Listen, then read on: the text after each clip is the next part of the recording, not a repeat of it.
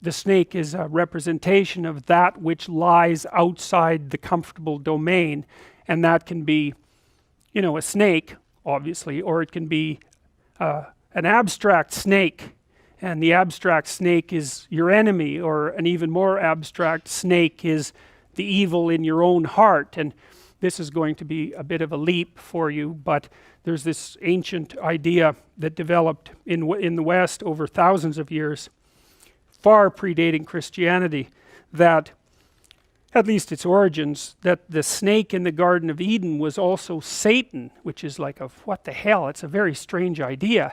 But the reason for that, as far as I can tell, is that, you know, we have this circuitry that detects predators, and a predator, a good representation of a predator is a snake or a monster that incorporates snake-like features, like a dragon or something like that, or a dinosaur with lots of teeth, or a shark that lives under the water and will pull you down.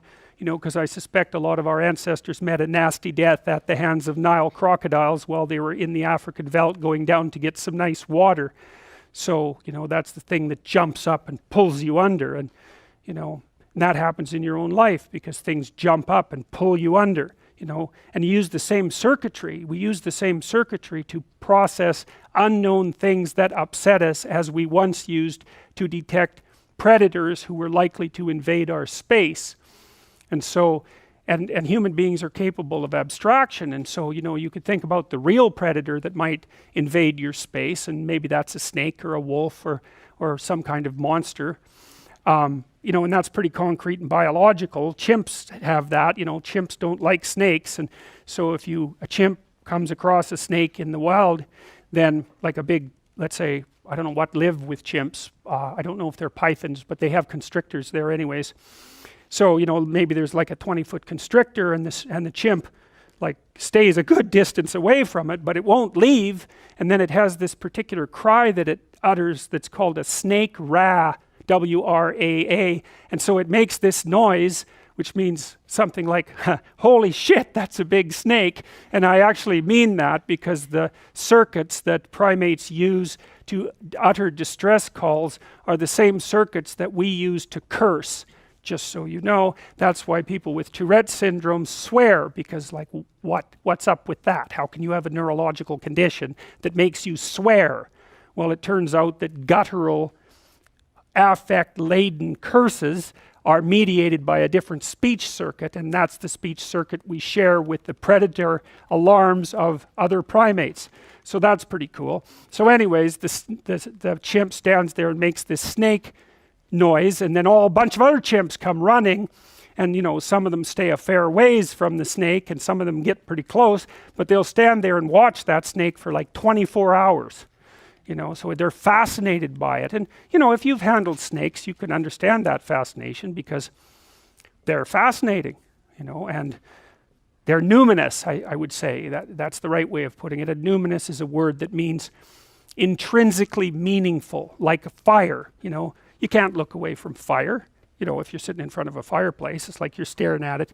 And that's because you're all descended from the first mad chimpanzee who had some weird genetic mutation that made it impossible for him to stay away from fire. It was like the first chimp arsonist, you know, and he figured it out, and well, hey, now he was a chimp with a stick with fire on it. Like, that's a mega chimp, man. And so, you know, we have that mutation in spades, and no wonder. So anyways, so they make this, you know, they have this reaction to snakes, and chimps that have never seen a snake, if they're in a cage and you throw a rubber snake in there, it's like bang, they hit the roof, but then they look at the snake, you know. It's like, it's terrifying and fascinating at the same time.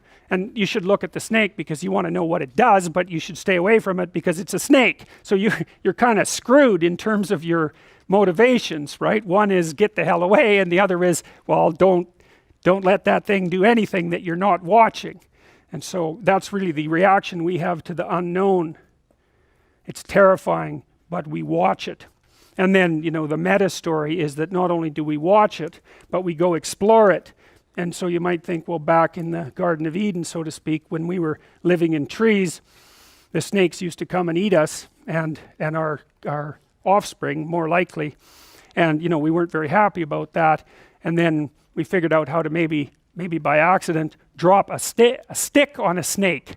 And that was a good thing because the snake didn't like that. And then maybe the next thing we learned a little later was to actually take a stick and whack the snake with it. And you can believe that the first primate who figured out that was just as popular as the guy who mastered fire. And so we're pretty good at whacking snakes with sticks, which is why Springfield has a snake whacking day that's devoted to nothing but that.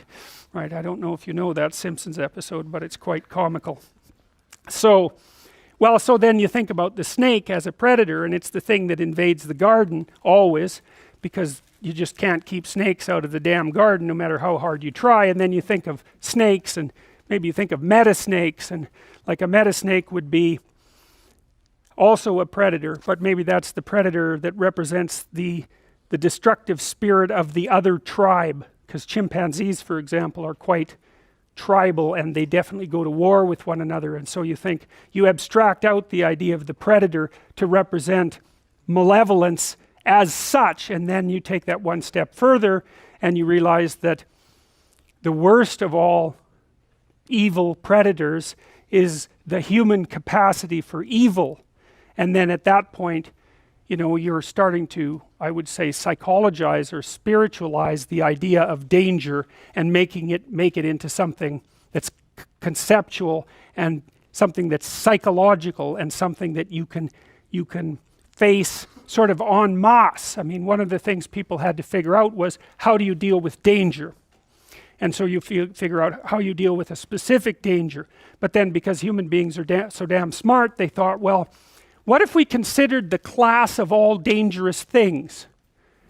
And then what if we considered a mode of being that was the best mode of being in the face of the class of all dangerous things? Well, that's a lot better. You get to solve all the dangerous problems all at once instead of having to conjure up a different solution for every dangerous thing. And that's basically, as far as I can tell, where the hero story came from. And the hero story is basically, there's a community, it's threatened by the emergence of some old evil, often represented by a dragon. That's sort of typical, say, of the Lord of the Rings stories. There's a hero, often a humble guy, but not always, sometimes a knight, decides he'll go out there, and chase down the snake, maybe even, or the serpent or the dragon, maybe even in its lair, and he'll have a bunch of adventures on the way that transform him from, useless, naive hobbit into, sword-wielding hero. And he confronts the dragon and gets the gold and frees the people that it had enslaved, and then comes back transformed to share what he's learned with the community. It's well, that's the human story fundamentally.